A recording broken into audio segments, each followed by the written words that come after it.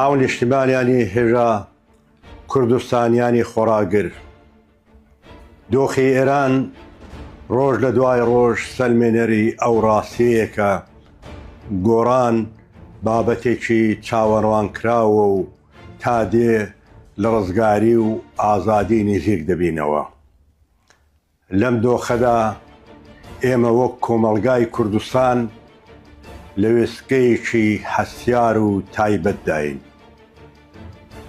هەستیار لەو بوارەوە کە خاوەندارەتی بزوتنەوەیەک دەکەین کە گرێدراوی ژن ژیان ئازادیە.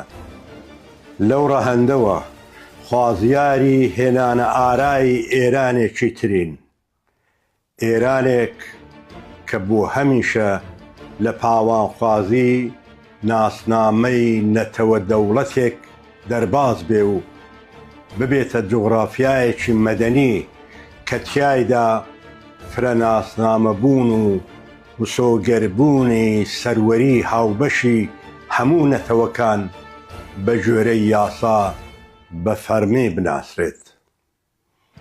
بەڵام ئامانجی سەرەکی گەیشتنی کوردستانیان بۆ بە ئەنجام گەیاندنی دواوێستگەی سەرکەوتن مسۆگەر نابێ ئەگەر نەتوانین خۆمان بە تەواوی ڕێک بخەین. هەر لەم ڕەهەندەوەیە کە لەم کاتەدا بە پێویستم زانی ئەم پەیامەتان لە دۆخێکی تایبەتدا پێشکەش بکەم.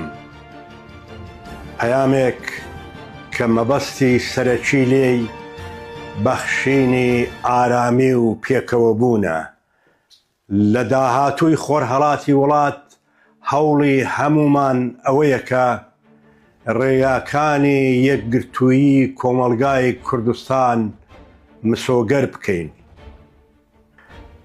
هەرچەند جیاوازی لە کوردستان بابەتێکی ئاسایی و قبوڵکراوە، بەڵام ئەوەی لە کۆتاییدا بەیەکەوە گرێمان دەدات بەرژەوەندی گشتی و چارەنووسی هاوبەشمانە. هەر بۆیە پێویستە لە دەلاقەی بەرژەوەندی کوردستانیەوە سەیری گۆڕانکاریەکان بکەین. ژینگەی سیاسی، کولتوری و کۆمەڵایەتی کوردستان نابێ ببێتە پانتایەک بۆ دوژمنایەتی و بربرەکانی یەکتر. بپێچەوانە دەبێ ببێتە ژینگەیەک بۆ لە یەک تێگەیشتن و یەکتر قبوڵکردن. ئامانجیش ئەوەیە کە دەرفەت بە هەلپەرستی و دوژمنانی کوردستان و دابەشبوونمان نەدرێت. لە ڕابردوودا دوژمنانی بزوتنەوەی نەتەوەی کوردستان بەڕاکێشانی تاقمێک بە ناوی جاش ژینگەیەشان بۆ بەریەککەوتنی کوردستانیان پێکهێنا تاکو مرۆڤی کوردستانی بکەن بە دوژمنی یەکتر. لێرەوە جارێکی تر داوا لەو کەسانە دەکەین واز لە خزمەتکردن بە دوژمنانی کوردستان بهێن و بگەڕێنەوە باوەشی نیشتیمان. دڵنیاش بن هەر هەنگاوێک کە ئەوان لە بەرژەوەندی کوردستان هەڵی بگرن بە سینگفراوانیەوە پێشوازی لێ دەکرێت.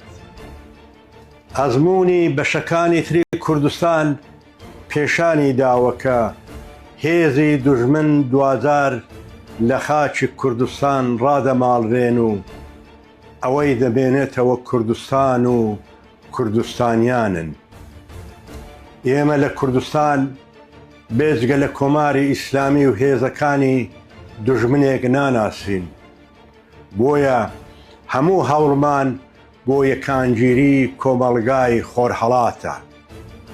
لەو سۆنگەیەوە بە ئەرکێکی نیشتیمانی و ئەخلاقی دەزانین کە داوا لە خزمەتکارە کوردەکانی ڕژیم بکەین کە بگەڕێنەوە باوەشی کوردستان و ببن بە بەشێک لە بزاوی ڕزگاری و ئازادی کوردستان.